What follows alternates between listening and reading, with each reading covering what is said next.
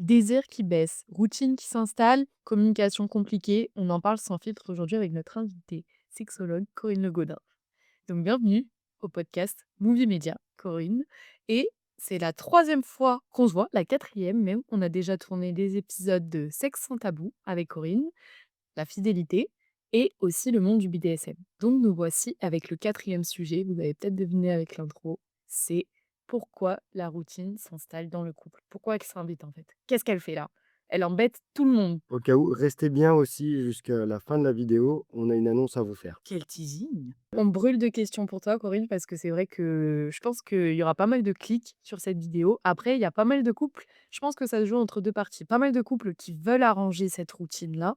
Et il y en a d'autres qui, en fait, c'est une fatalité. C'est obligé que ça arrive, en fait, la routine dans le couple. Donc, je pense qu'on va surfer sur les deux. Anto, tu veux poser la première question ou je la pose moi? Non, vas-y, je te la laisse, t'es bien parti là. Pour mettre Corinne sur le move un petit peu. Donc, déjà, comment on peut situer les différentes étapes dans la vie d'un couple? Première, c'est peut-être l'euphorie. Ensuite, c'est la routine qui s'installe. Est-ce que toi, en tant que sexothérapeute, tu peux voir, comment enfin, les différentes phases qu'il y a dans un couple? Le début, le milieu, la fin? C'est une histoire. C'est un peu comme une série Netflix. Dans la série Netflix, quand on va regarder, je sais pas, je Outlander. Je pense que ça parle à beaucoup de femmes et je l'ai vu avant avec, Jamie Fraser, un bel Écossais. Bon, Corinne, reconcentre-toi. Donc en fait, dans cette série-là, il y a, 7 saisons, 6 ou 7 saisons, 7 saisons. Au début, on est captivé par l'histoire, on a envie d'en savoir plus, on se dit: «Waouh, non mais c'est trop bien, cette histoire, elle nous emmène quand même quelque part». Une femme qui dans une époque 1900, juste après la deuxième guerre mondiale, se retrouve propulsée, en touchant des pierres, des menhirs, sans le vouloir, propulsée en 1748. Et donc elle doit revivre, elle se dit: «Mince, moi, avec toutes mes connaissances, je me retrouve dans ce monde un petit peu, Grosse régression pour la femme. exactement, grosse régression». Et puis elle rencontre l'amour, sachant qu'elle était mariée déjà, dans les, années, 2000, enfin 1900. Enfin bon bref, je vais pas raconter tout le reste. Je vous invite vraiment à regarder, l'acteur est magnifique. Bref, hein. Et Elle a déjà l'image en tête, toi. j'ai l'image de lui en kilt et donc en fait, c'est hyper intéressant et au bout d'un moment, on commence à se lasser parce que ça se répète. Il y a quelque chose qui devient un peu lassant. On arrive même à savoir la suite et à anticiper les épisodes. Imaginez, le couple, ça peut être exactement la même chose. Au début, c'est tout feu, tout flamme, c'est tout beau, tout nouveau, tout waouh, on a envie de découvrir l'autre. L'autre est un mystère et à un moment donné, une fois que les hormones ne font plus effet, on redescend, on chute et là, on se réveille et là, on voit l'autre tel qu'il est. Bon, quand on vraiment amoureux ou pas, peu importe. Et puis après, il y a une routine qui s'installe. On sait qu'on va se voir, on va s'embrasser, on va se couler une pelle, on va se caresser les seins, nin nin, OK. Est-ce Mais que tu as remarqué, ça aussi, pardon, vas-y. que plus les années passent aussi et plus le bisou passe de avec la langue, avec intensité à Mmh. On se touche à peine, on s'effleure à peine parce que, c'est acquis de toute on n'a jamais vu un couple de grands-parents, non mais ça moi je veux le faire par contre quand je serai plus vieille, se rouler une galoche. T'as que le dentier aussi qui se barre. Non mais c'est vrai et ça par contre je pense que ça introduit aussi, le problème de routine et cetera. Les bisous ne sont plus aussi langoureux, ne sont plus aussi En intenses. fait, le scénario il est déjà écrit, d'avance. Une fois que l'excitation n'est plus là, on s'habitue au corps de l'autre. L'autre n'est presque plus un mystère et puis, voilà, les petits papillons s'effacent, donc on pense qu'on n'est plus amoureux, enfin bon bref. Alors que, et c'est ça qu'on perd. Il faudrait maintenir justement ce mystère entre les deux êtres, hein, et ça, il est pas fait parce qu'on n'a pas appris à le faire. Il y a pas l'école de la sexualité ou l'école de la rencontre pour nous apprendre à faire tout ça et c'est vraiment dommage. Donc on perd ça. Bah, justement, à quel moment on dit qu'un couple s'essouffle? Donc c'est-à-dire au moment où la routine s'installe? Il faut savoir que quand un couple se met la première chose qui disparaît dans un couple, c'est le sexe. Quoi? Ouais, c'est la première chose qui part. Mais parce qu'on est pris dans un tourbillon, le tourbillon de la vie. Il y a quoi? Bah, il faut penser au job, à ranger, faire le ménage. Après, quand les enfants arrivent, on pense peut-être à acheter une maison. Tin, il y a des travaux à faire, donc ça prend la tête. Ah, il y a une promotion, bah, il faut que je bosse un peu plus. Et puis, bah, à un moment donné, quand on y pense, alors je dis pas que tout le monde est comme ça, mais quand on y pense, parce que c'est pas la chose la plus importante, dans la tête des gens: «Ah, on va peut-être sexer un petit peu. Ah oui, c'est vrai, j'ai mon ou ma partenaire». Mais malheureusement, on a ce petit côté de: «C'est acquis». Sauf que, et je le vois en cabinet, rien n'est acquis. Donc c'est comment est-ce on continue à séduire l'autre, à être présent à soi et présent à l'autre. Ça, c'est hyper important de pouvoir, s'en rendre compte et le mettre en place. Bah, on peut dire qu'au bout d'un moment, on vit comme des, colocataires qu'un couple. Comme on dit, si tu fais juste un petit bisou comme ça, il se passe plus rien, tu penses au boulot, Mais tu ça, le vois plus, bah, tu vois, ça, je suis pas d'accord parce que le colocataire, tu pas l'amour. On parle du sexe et on parle de l'amour. C'est 2 choses complètement différentes. Le désir, donc le sexe et l'amour, je tiens vraiment à le préciser, c'est 2 choses totalement différentes. Tu peux avoir beaucoup de désir pour une personne et ne pas du tout l'aimer. C'est mon cas pour Bradley Cooper. Et tu peux totalement aimer une personne et ne pas la désirer. Donc attention, surtout un terme que je déteste, mais ça ne concerne que moi, c'est: «Ah, on a fait l'amour». De quoi tu fait l'amour? Le mec, tu l'as rencontré hier, tu fait l'amour? Non, vous avez sexé. Baiser, vous appelez ça comme vous voulez, mais c'est pas faire l'amour. Non, mais tu te dis un truc hyper intéressant. Là, ça va être une minute lifestyle, tu vois? Là, je vais couper ça au montage, pas les réseaux sociaux et je sais pas, en fait, si tu as terminé parce que j'étais tellement engloutie dans ce que tu disais. Différence entre faire l'amour entre être amoureux Et pareil, il y a pour comprendre le couple, pourquoi il s'essouffle, au début, et je l'ai expliqué tout à l'heure, on est dans un état d'amoureux. Comme disent les Québécois: «On tombe en amour». Fall in love, on tombe d'amour pour l'autre. Je fais avec l'accent pour que ça puisse, et en fait, on tombe vraiment d'amour parce qu'on voit l'autre, waouh, il est beau, elle est belle, intéressant. Oh mon Dieu, j'adore les chaussettes sales par terre, mais c'est pas grave, je ramasse. Pas fait la vaisselle, mais on s'en fout, on est amoureux parce qu'on a toutes ces hormones qui viennent un petit peu nous remplir et tout. Et dès l'instant où ça n'existe plus, où toutes les hormones, comme je disais tout à l'heure, redescendent et on n'est plus dans l'état amoureux. Là, on est dans un état normal et c'est là que la relation, elle commence. C'est là qu'on peut se dire: «Est-ce que finalement lui ou elle, ben, je suis bien avec».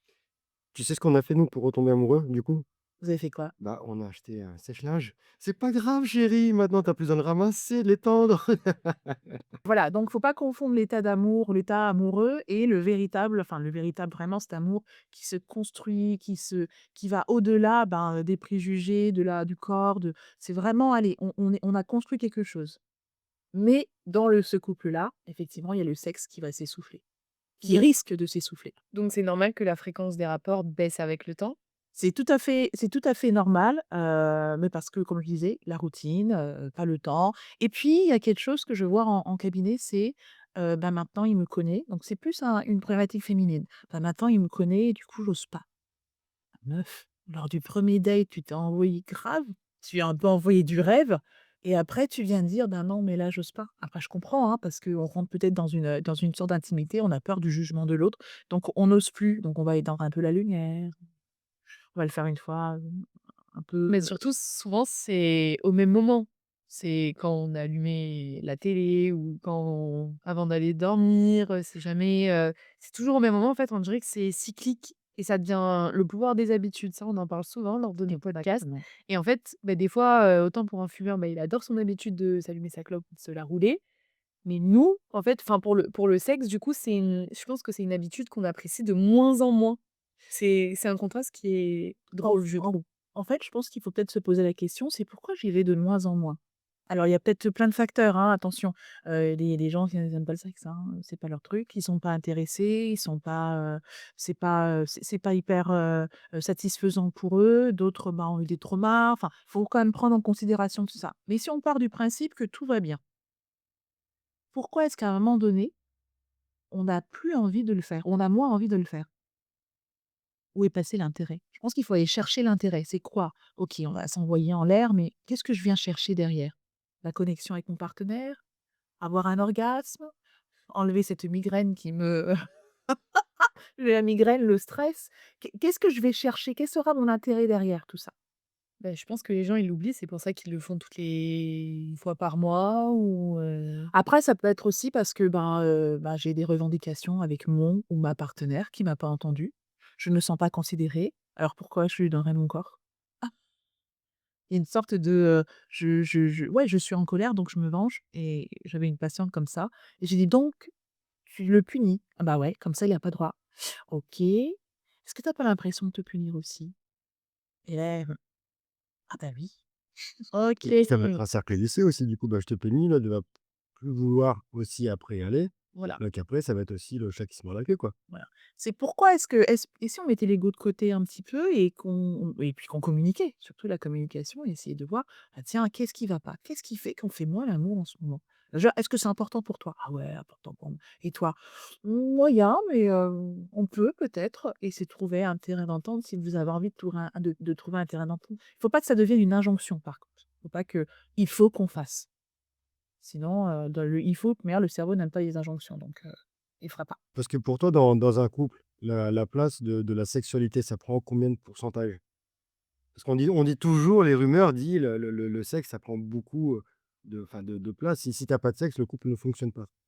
Ou 80 d'un couple, c'est le sexe. Voilà, qu'est-ce que tu penses de Ben non, en fait, j'avais fait une conférence sur le sexe était le ciment du couple. En fait, tout dépend de chaque personne. Il y a pas une norme et je pense qu'il faut sortir de cette norme parce que c'est ce qui va nous faire peur, c'est ce qui va un petit peu nous cristalliser dans quelque chose qui est pas forcément bon. Donc c'est chacun fait comme il a envie de faire, comme il le sent. Mais pour ça, parce que attends, il y a peut-être des personnes qui sont totalement différentes et qui se rencontrent, la communication est essentielle. Il y a pas, une stat, sinon, quoi. 30 fois l'amour Ah oui. par Bah, je vous le dis, hein, ordonnance, 4 fois par semaine, pendant au moins 1 heure et demie. Non mais quelle horreur! Tu ne mettras pas, je comprends pas. tu sais, c'est drôle, moi j'adore, on valide Corinne. Mais j'ai l'impression qu'aussi ça il y a un problème générationnel. Je sais pas si tu es d'accord avec moi, par exemple nos parents, nos grands-parents, enfin ça je pense que même entre êtres humains, le sexe ça se sent. Si un couple il est épanoui ou pas, à ce niveau-là, si la femme elle est épanouie aussi, nos copines, entre femmes, nos copines quand on parle, même sans en parler parce qu'il y a des copines avec qui tu peux en parler, des copines avec qui tu n'en parles pas. Mais ça se voit des fois dans leur, bah, tiens, j'ai l'exemple d'une copine, je ne citerai pas son prénom, par exemple, ça fait 3 mois qu'elle a rien fait. Elle est tendue comme un string. Eh oui, eh oui, Voilà. ça vient lâcher une pression. Tu Mmh. viens, tu viens lâcher quelque chose là, à ce moment-là où et puis il y a aussi la question, c'est, ben, est-ce que l'autre, pourquoi est-ce que l'autre me désire pas? Est-ce qu'il m'aime? Parce que souvent on met: «Ah si on fait pas l'amour, ça veut dire que tu m'aimes pas». Alors ça, il faut arrêter aussi, hein. C'est pas parce que tu fais pas l'amour Non, mais que enfin l'amour du sexe, que tu n'es pas aimé par ton ou ta partenaire, hein. On revient à ce que je disais, le sexe et le sentiment d'amour, c'est 2 choses complètement différentes. c'est ce que je disais, j'ai l'impression que nos grands-parents, enfin, on a tous la mamie ronchon, on est d'accord? Toutes les mamies sont ronchons, toutes les grandes mamies Elles sont sont pas assez et du coup non, mais après voilà et du coup, est-ce que c'est pas un problème générationnel aussi que souvent en tant que femme ou même en tant qu'homme, on se contente pas que de l'amour au bout d'un certain temps, au lieu de se contenter je suis pas aussi du d'accord. désir? Ça Je suis dépend. pas d'accord que tu dis, par rapport, tu sais, à nos grands-parents, tout ça.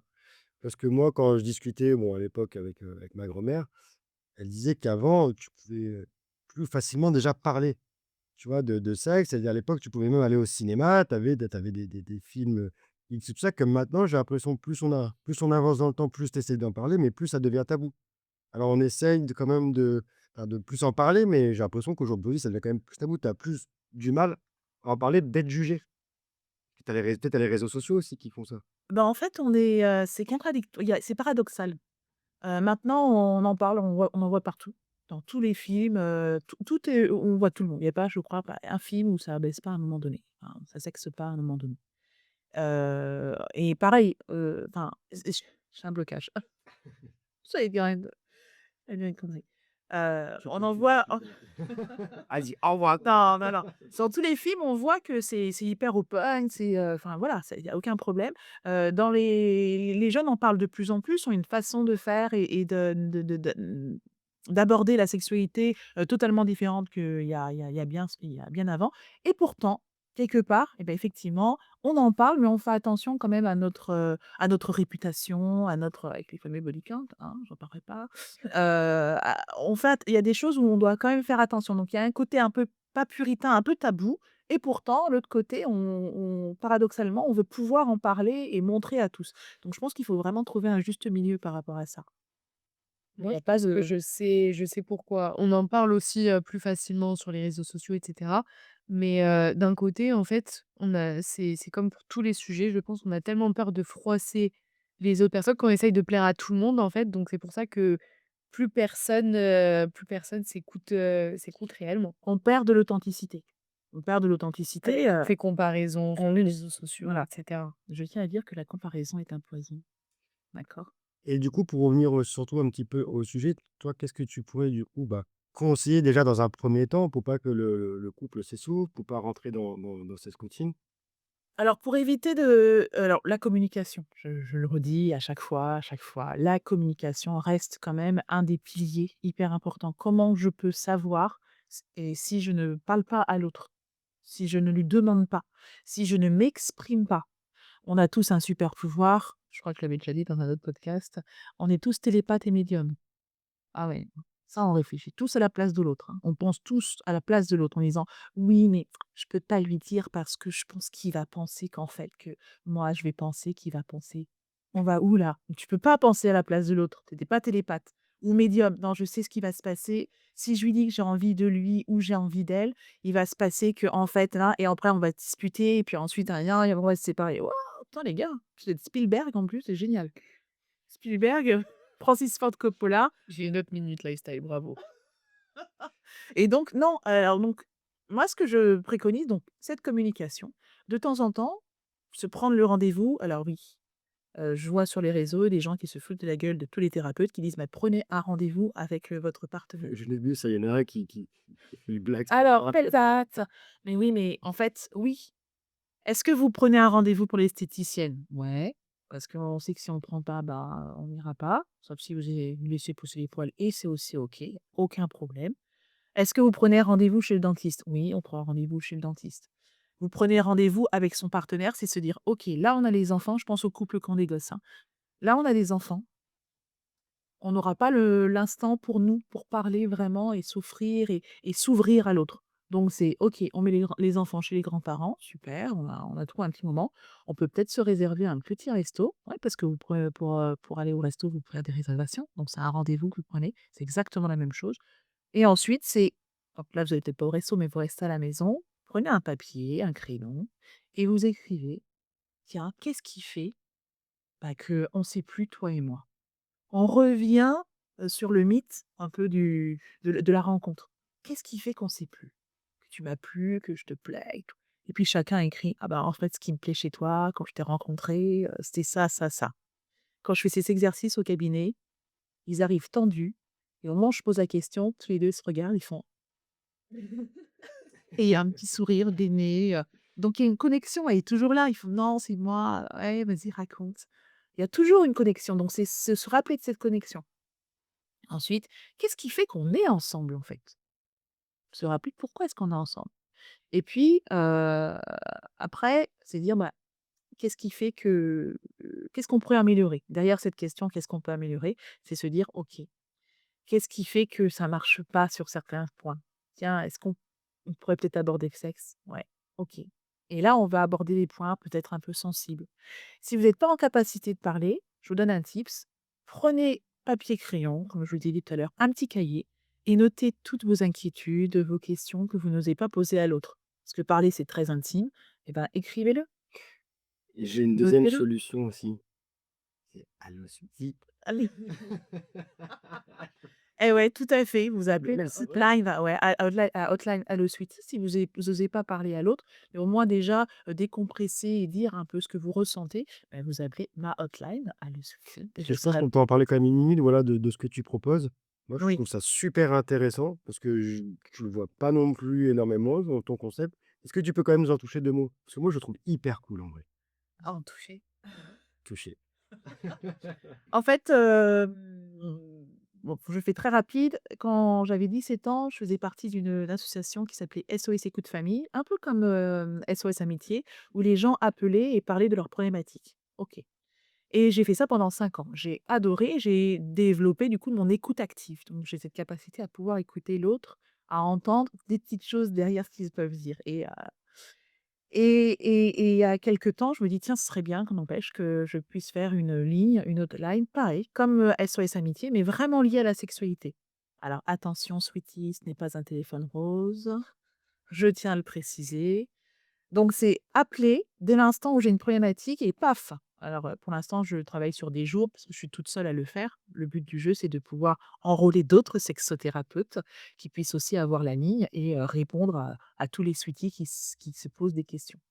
Et heu et voilà, donc le but du jeu, c'est j'ai une question ou j'ai un problème, je rencontre un problème, putain, j'ai débandé pendant l'acte et ça m'obsède et j'ose pas en parler à ma copine. Hop, je prends le sweetie et là, j'appelle Corinne. «Coucou, j'ai un petit problème, j'ai débandé, je suis mal, je sais pas comment, me reprendre, j'ai l'impression du coup qu'elle a pu me désirer» et là, bah, en fait, je viens, genre j'écoute, je parle, je rassure et je donne pas forcément des conseils, mais c'est comment l'autre peut passer à l'action pour mieux vivre ce qu'il vient de vivre, par exemple. Ou j'ai été jetée, mon ex, il m'a trompée. Il t'a trompé?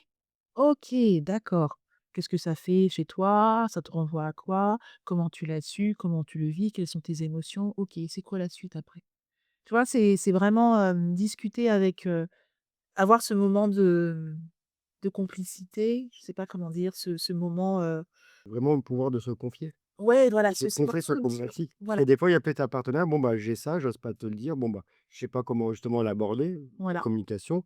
Et je pense que du coup, cette ligne peut permettre de débloquer pas mal de choses. voilà. C'est juste, allez, je décharge et j'en parle à quelqu'un. Reste pas avec ton problème. Je pense que le jour où les personnes qui sont déjà passées par Hello Sweetie, elles regrettent pas du tout parce que les gens, ils ont beaucoup de mal à passer à l'action, mais quand ils le font, en fait, c'est impossible de regretter.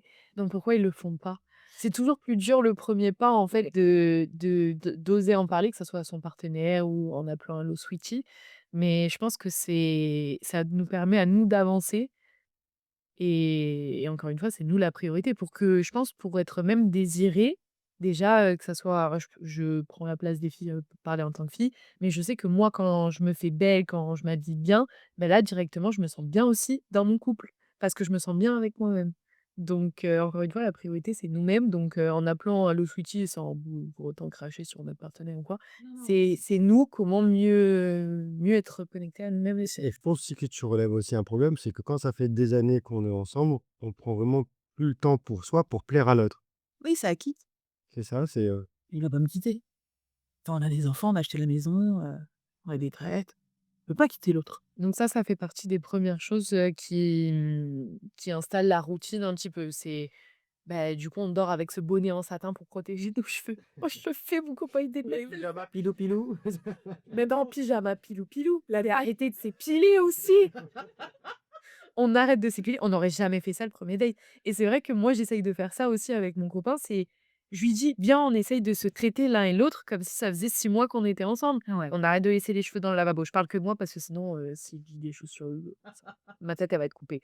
On arrête de laisser ses cheveux dans le lavabo et cetera et cetera et en fait, ça, directement, ça aide à casser la routine. En fait, c'est plein de petits éléments C'est qui aident. continuer, c'est pas, voilà, c'est continuer à faire, alors quand je dis faire des efforts, c'est pas des efforts, ça doit être, inné en fait.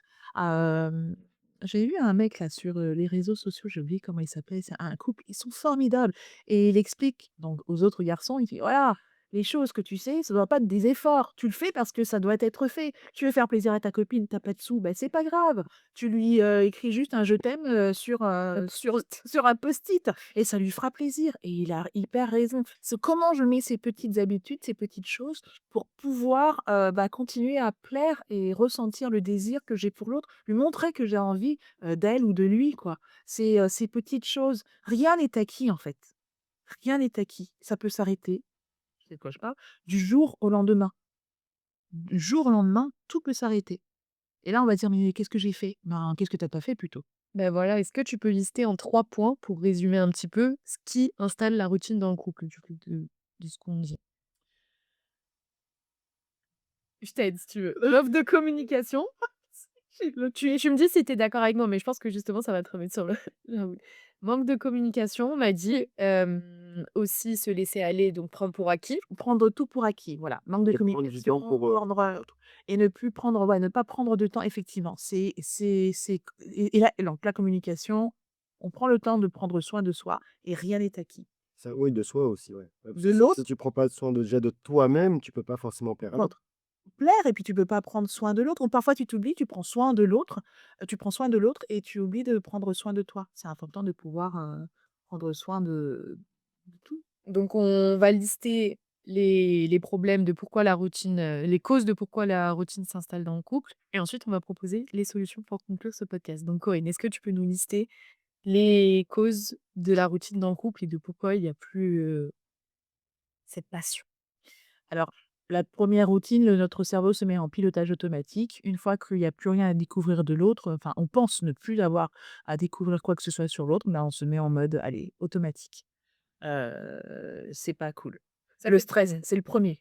2, le stress. Le stress et les obligations quotidiennes. Je l'ai pas dit tout à l'heure, mais effectivement, le fait, ben, de la charge mentale, aller chercher les enfants si on a des enfants, le boulot, il faut tout ça, ça peut effectivement, nous éloigner et puis, ben, on est centré sur autre chose que sur le couple.